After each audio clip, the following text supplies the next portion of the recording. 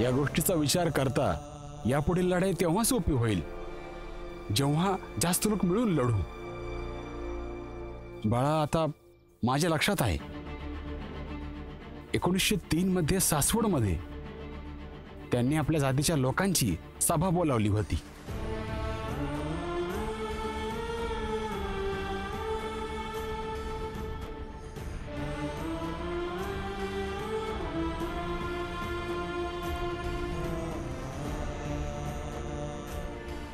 तेव्हापासून ते आपल्या जातीच्या लोकांना भेटत आहेत, प्रोत्साहन देत आहेत, प्रयत्न करत आहेत.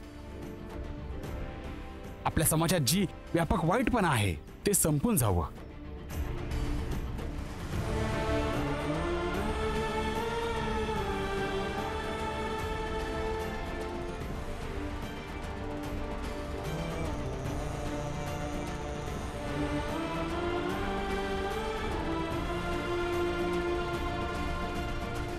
आणि त्यांच्या माणसाने हे बी सांगितलं त्यांची इंग्रजी सत्तेत बी ओळख आहे. हे तर अजूनच चांगलं आहे. हो, कारण डेव्हिड सर सामूहिक ताकदीचा वापर करून आपल्याला घाबरवतील, फौजेचा वापर करतील. आणि तू सांगतेस की श्रीराम यांच्याजवळही सामूहिक ताकद आहे, तर आपल्याला त्यांच्या ह्या ताकदीचा चांगला उपयोग होऊ शकतो. लवकरच भेटलं पाहिजे त्यांना. पण कुठे? ते आता मुंबईत आलेत आणि त्यांच्या माणसाने सांगितलं की आज रात्री एका सभेचं आयोजन आहे.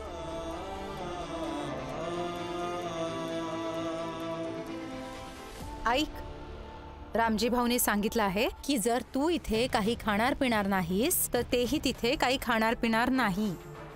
तू इथे अशीच राहा आणि ते तिथे तसेच राहतील. मग राहू दे तू उपाशी. सांगते की हे सर्व त्या भीमनेच केले असेल आणि सर्व म्हणतात की मीच वाईट आहे.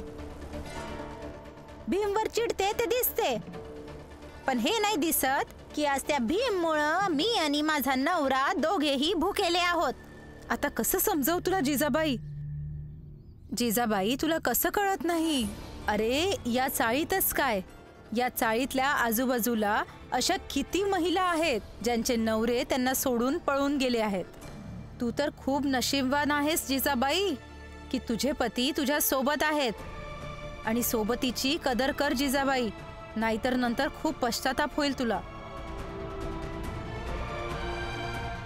आणि हो, मी तुझी सासू नाहीये म्हणून या हक्काने नाही सांगत आहे. मी फक्त एक आग्रह समज. जनार्दन, जोखू, फुलिया, इकडे इकडे इकडे या या सगळी या या या या. अरे काय झालं हितेश भाऊ? अरे थांबा, सगळ्यासनी येऊ द्या. आज रातच्याला आपल्या सगळ्यांना एका सभेला जायचंय. खूप मोठा माणूस आहे, पुण्यामध्ये राहतो आणि आता मुंबईमध्ये आपल्या जातीच्या लोकांना भेटू इच्छितोय. आणि नाव आहे त्यांचं श्रीदाम तुकोबा दामने. पर ते आहेत कोण? अरे खूप मोठे समाज सुधारक आहेत. आपण जाऊ तेव्हा ते सांगतील की आपण कसे चांगल्या पद्धतीने जगू. वाह, मानलं तुम्हा सर्वांना. म्हणजे इतक्या वर्षापासून माझा भाऊ भीमराव एक चांगलं जीवन जगण्याचा उपाय सांगत आहे ते तुम्हाला समजत नाही आहे?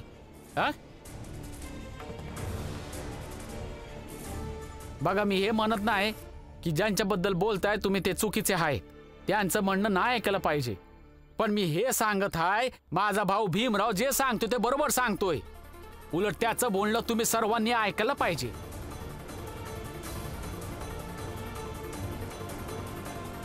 हा आनंद बरोबरच तर बोलत आहे. अरे आपल्या फायद्याची गोष्ट कोणीही सांगो, आपल्याला ते ऐकायला पाहिजे. अरे आम्ही नाही ऐकणार फुलिया, आम्ही त्या भीमरावाची गोष्ट ऐकणारच नाही. हा, आणि त्या महाशयांच्या सभेला आम्ही नक्कीच जाणार.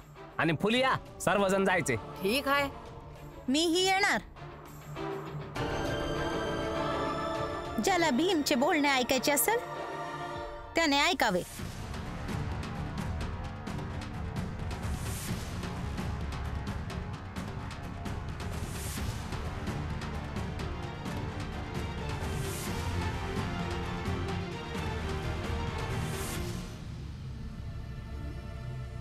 रामजी,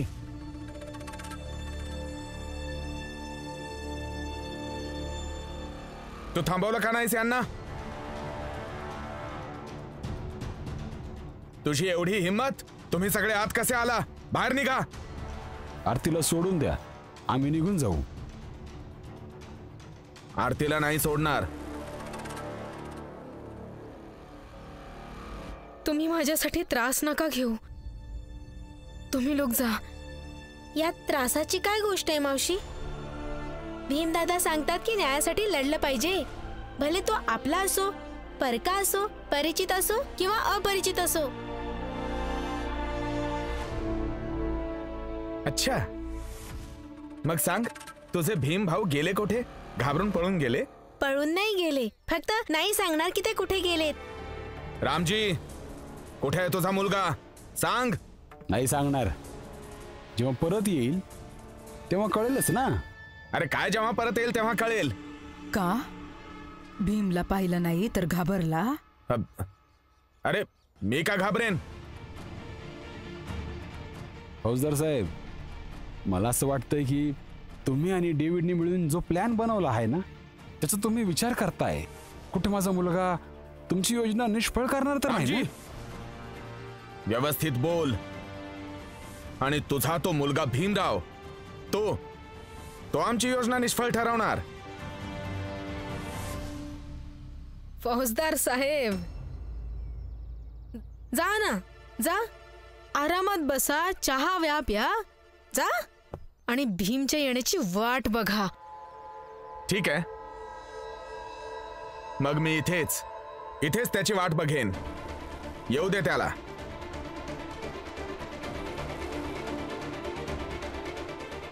भीम आणि रमा, श्रीधाम धामणेंना बस कसं तरी भेटायला पाहिजे. ऐका, आजच्या सभेनंतर आसपासच्या दलित वस्त्यांमध्ये वाचनालयाची व्यवस्था करा. हो साहेब. म्हणजे तिथे शिक्षणाचा प्रसार करता येईल. आणि सभेची सर्व तयारी झाली? हो साहेब. धामणे साहेब,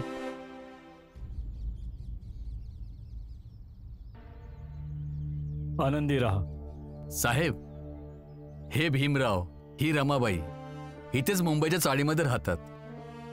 भीमराव आपल्या जातीमध्ये खूप शिकलेला मुलगा आहे आणि अजूनही शिकत आहे.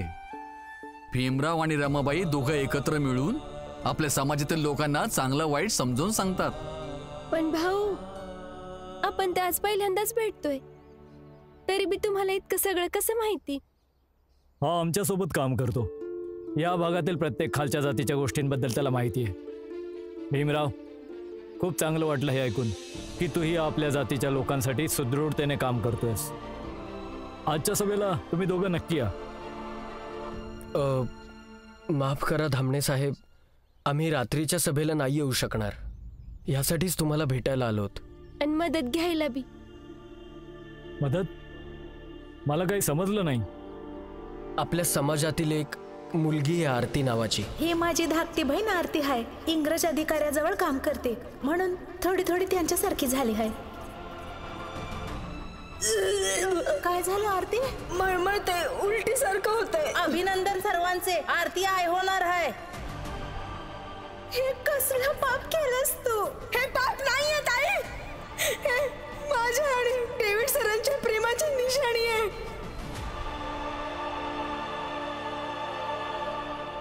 ती आरती माझ्याकडेच आहे हे एवढ्या कॉन्फिडन्सने कसे काय बोलू शकता तुम्ही? कारण ती तुमच्या मुलाची आई होणार आहे. How dare you? बाळ? कोणाचं बाळ? तुम्ही हा सगळा विचारच कसा करू शकता की मी एक इंडियनशी प्रेम करेन?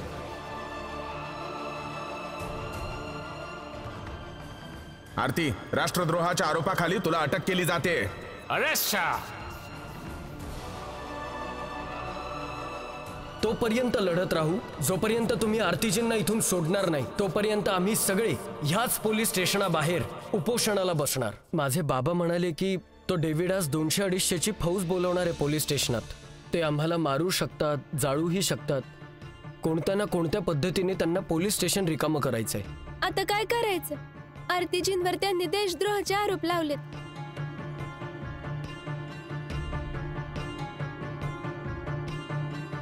अच्छा, एक गोष्ट सांग. ज्या चाळीत तू राहतोस त्या चाळीतला प्रत्येक माणूस त्या चौकीत उपोषणाला आहे? नाही. बरेच जण आमची साथ द्यायला तयार नाहीयेत. त्यांना असं वाटतं आम्ही हरव. ठीक आहे. प्रसाद. जी साहेब. यांची चाळ इथून किती लांब आहे? साहेब जवळच आहे. यांच्या चाळीतले जे हितेश भाऊ आहेत ना, जे रात्रीच्या सभेला येण्याचं म्हणत होते. आपण रात्रीपर्यंत वाट पाहू शकत नाही. मला त्यांना आत्ताच भेटायचंय. भीमराव, रमा, तुम्ही दोघं चौकीत जा. मी तुमच्या चाळवाल्यांना भेटून येतो. आणि निश्चिंत राहा, आज ते 10,000ची फौज जरी घेऊन आले तरीही तुमचं काही बिघडवू शकणार नाही. आणि आरती चौकीतून घरी येईल. धन्यवाद.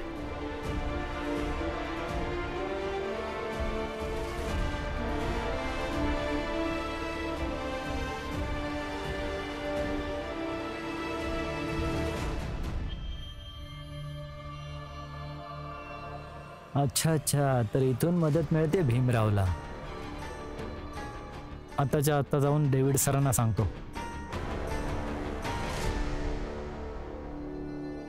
सर, कोणी श्रीराम तुकोबा धामणे जवळ भीम मदतीसाठी गेला होता. सर, ते खूप मोठे व्यक्ती वाटत होते आणि त्यांनी खालच्या जातीची सभा बोलवली आहे.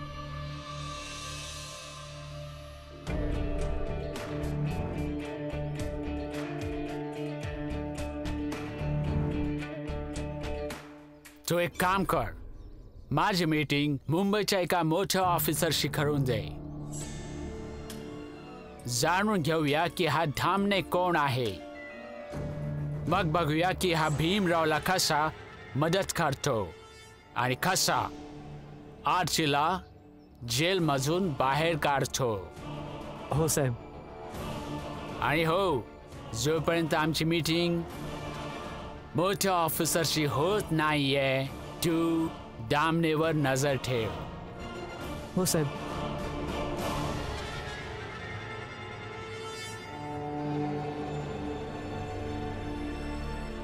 कोणी आहे का चाळीमध्ये?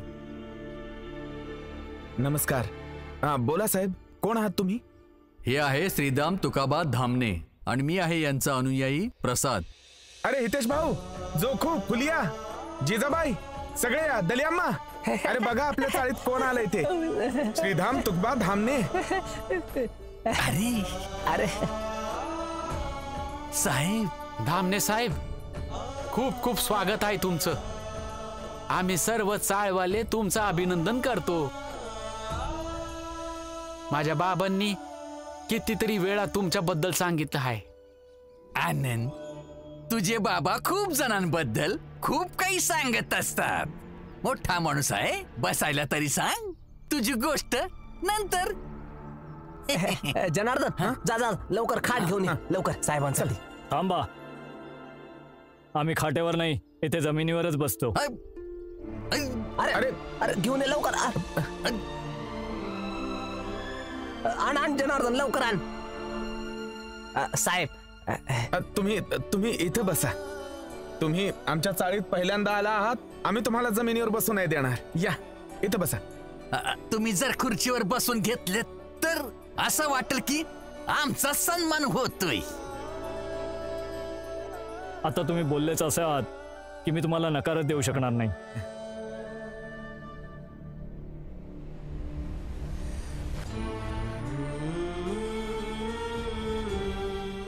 आता सगळी इथंच बसा आणि बसून छान धामणे साहेबांच्या गोष्टी ऐकू. फुलिया, चाय. जर तुम्ही सगळे लोक चहा पिणार असाल तरच मी चहा पिणार. काही हरकत नाही साहेब, समध्यांसाठी चहा बनेल. चल चल, समध्यांसाठी चहा बनवून घेऊया. चला चला, आम्ही लगेच आलो. आमचा भीम इथे असता तर तुम्हाला भेटून खूप खुश झाला असता. दलियाजी, जो इथं नाही आहे त्याच्याबद्दल कशाला बोलायचं? जो इथं आहे त्याच्याबद्दल बोलूया बरं.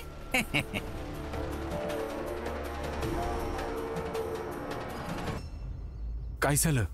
आणि भीमराव, कोणाकडे मदत मागून आलायस? अरे कसलीही मदत कामी नाही येणार आहे. फौजदार साहेब, तुम्ही चुकीच्या युद्धनीतीवर आमच्यावर कारवाई करत आहात आणि आम्ही सगळे एका नैतिक मागणीसोबत आम्हाला न्याय मिळवण्याच्या प्रयत्नात आहोत. आम्ही आमच्या जिंकण्याचा दावा नाही करत, पण लढणार शेवटपर्यंत आणि प्रत्येक परिस्थितीत याचं वचन नक्कीच देतो.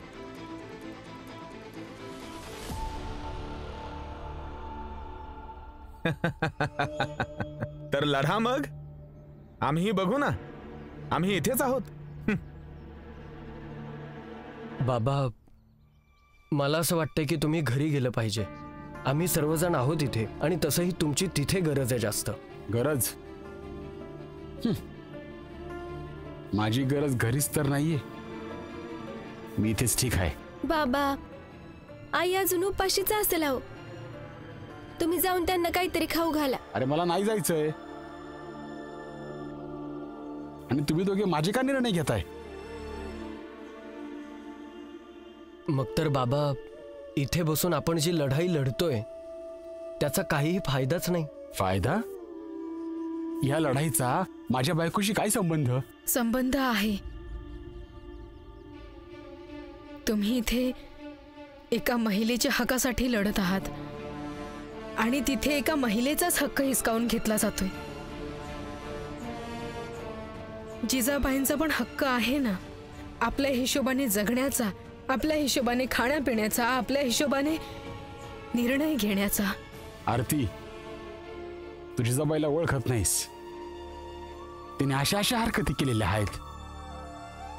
तिचा काहीच हक्क बसत नाहीये.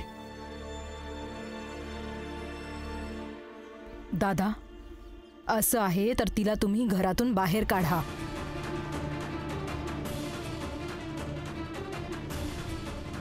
आणि सांगून टाका की तुमचा आणि तिचा काही संबंध नाहीये.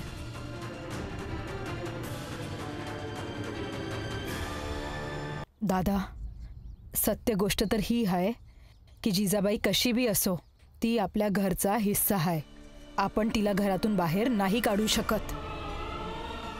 आणि रामजी भाऊ, तुम्ही गैरजबाबदार व्यक्ती नाही आणि तुम्ही डेव्हिडही नाही जो आपल्या जबाबदाऱ्यांपासून तोंड फिरवाल. तुम्ही रामजी आहात.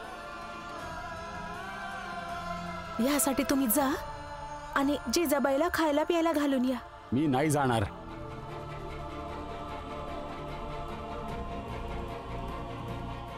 मी बाहेर जाऊन कुठेतरी लांब बसतो. समजून घ्या की मी तुमच्या सोबत उपोषणाला तिकडेच बसलोय. बाबा, भीम, माझा हात सोड.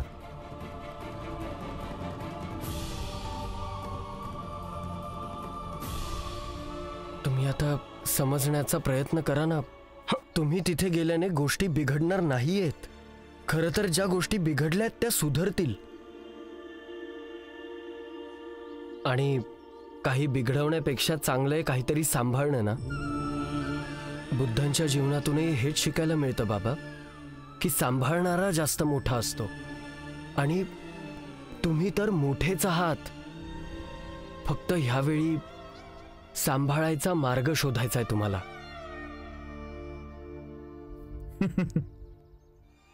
खूप मजेशीर बापलेख आहात तुम्ही. म्हणजे आपसामध्येही विरोध विरोध न्यायाच्याच गप्पा मारत असता. रामजी, जर या भीमराव सारखा माझा मुलगा असता ना, तर काठीने त्याची हाडं ढिली केली असती. बाबा, मला माहितीये तुम्ही असं कधीच करू शकत नाही. कारण ना तुम्ही पोलीस आहात आणि ना डेव्हिड. तुम्ही रामजी सकपाळ आहात बाबा.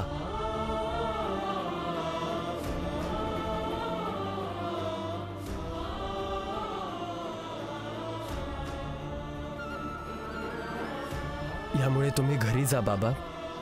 तुमची खरंच तिथे जास्त गरज आहे.